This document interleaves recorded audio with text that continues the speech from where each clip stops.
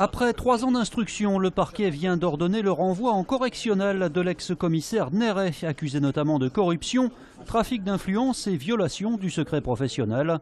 Un renvoi qui ne surprend pas vraiment son avocat. C'est vrai qu'on a parfois eu un sentiment que l'instruction à charge et à décharge n'était pas forcément respectée. On a eu un non-lieu sur une partie des faits qui lui étaient reprochés.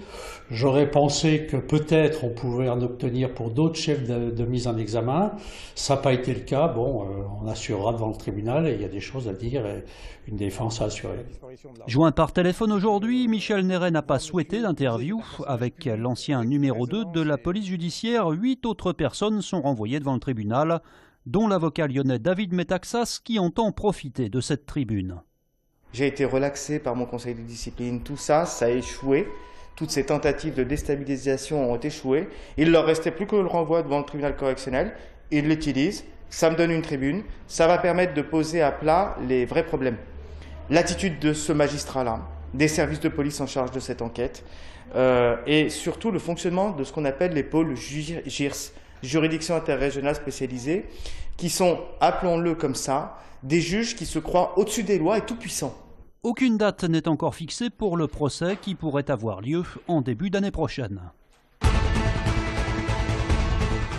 86 kilos de cannabis, des armes et plus de 150 000 € en liquide. C'est la saisie réalisée hier aux Minguettes par les gendarmes qui ont interpellé 9 personnes suspectées de ce trafic de drogue. Âgés de 20 à 35 ans, les dealers présumés sont en garde à vue. La mairie de Villeurbanne a tranché, les policiers municipaux n'auront pas d'armes à feu. C'était pourtant le souhait émis par les 39 agents que compte la ville. Une demande qui visait à sécuriser leurs interventions et directement liée aux événements tragiques de janvier à Paris. Pour une première fois que les police nationale, gendarmerie et police municipale pouvaient être cibles d'actes terroristes. Donc on a pensé que c'était le moment pour mettre à plat toutes ces choses au sein de la commune de Villeurbanne. Mais après concertation, la municipalité a estimé que l'arme à feu n'était pas adaptée aux missions des agents et a donc opté pour d'autres mesures. Il s'agit notamment de pérenniser des patrouilles à 3 agents en permanence. Il s'agit de les équiper de façon collective de ce qu'on appelle un pistolet à impulsion électrique, autrement appelé un taser. Ça va dans le bon sens puisque c'est un outil supplémentaire qu'on aura à notre disposition pour intervenir. Donc ça, moi je pense que c'est intéressant d'avoir cette évolution. Donc on va augmenter aussi nos formations en gestes techniques professionnels d'intervention. Donc actuellement, effectivement, on le faisait une fois toutes les 3 semaines. Donc on va multiplier ces formations. La mise en place de patrouilles de nuit est également à l'étude, des mesures qui pourraient entrer en vigueur en début d'année prochaine.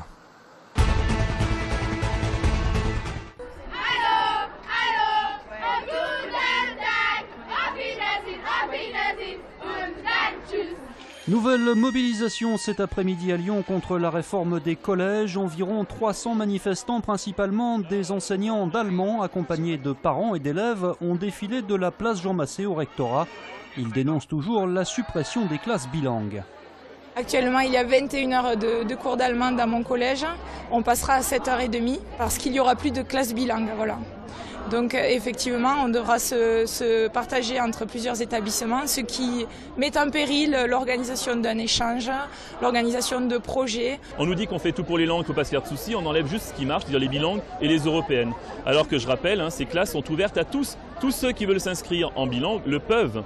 Et tous ceux qui veulent s'inscrire en européenne, sauf pour l'anglais où il y a trop de demandes, ils le peuvent aussi. C'est faux de dire que c'est élitiste, il n'y a pas de sélection à l'entrée. On n'arrive pas à les remplir, on va chercher les élèves nous, quand on les remplit les classes.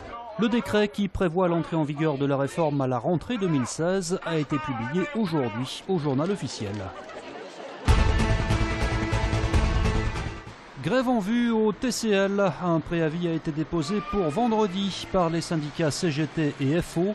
Les revendications portent sur des augmentations de salaire et l'organisation du temps de travail.